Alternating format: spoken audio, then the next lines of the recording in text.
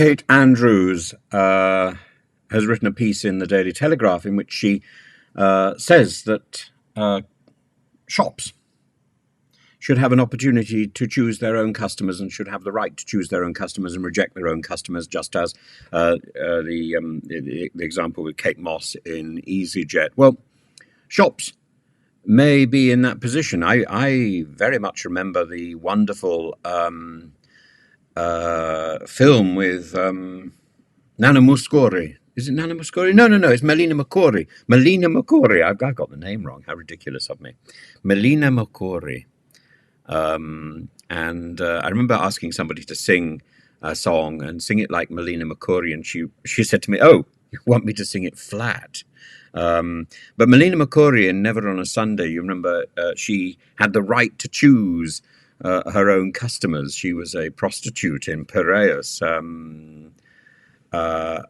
Apto para Siro Mustelno enna che dia che tria che tesara pedia puf tonus tolemani enna che dio che tria che tesara Puglia posita lana echo enna che dio che tria che tesara pedia Pusantha megalosun olanagino levantes iachare tu pedia oso chiampsacho then vrisco allolemani torrellina mexicani oso tompirea pusan vradiasi tragudia maradiasi que tis penies tu aliasi emisia popedia. Of course,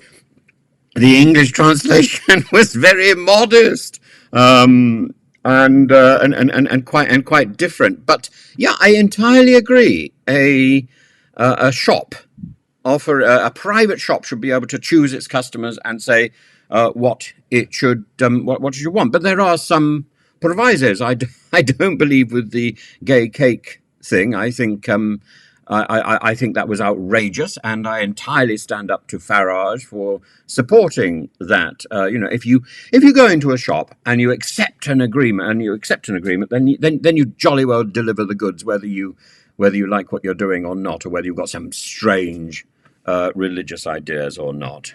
And the same thing, I think, is true partly of a private bank. If it takes the customer, then it keeps the customer. That's the agreement that you settled on at the first point of sale, and you have the honour to fulfil what you agreed.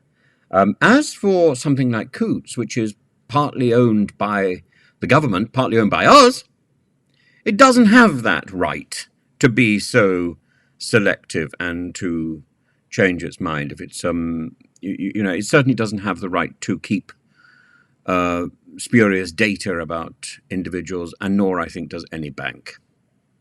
And that really is the issue. And I think I think Kate Andrews is drawing she's putting forward an interesting and a useful